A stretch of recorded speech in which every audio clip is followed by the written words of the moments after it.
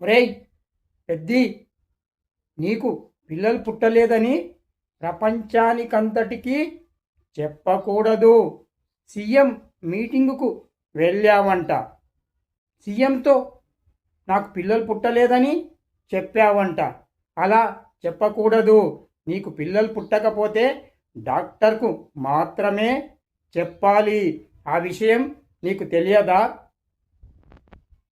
CM నీకు మామగారే కావచ్చు, కానీ ఆ విషయం పబ్లిక్లో చెబితే మీ మామగారి ఇమేజ్ ఏమైపోతుంది అర్థం చేసుకో ఒక్కసారి.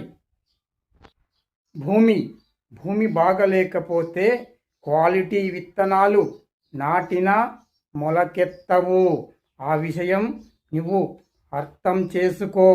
అప్పుడు విత్తనాల తప్పెలా అవుతుంది? అది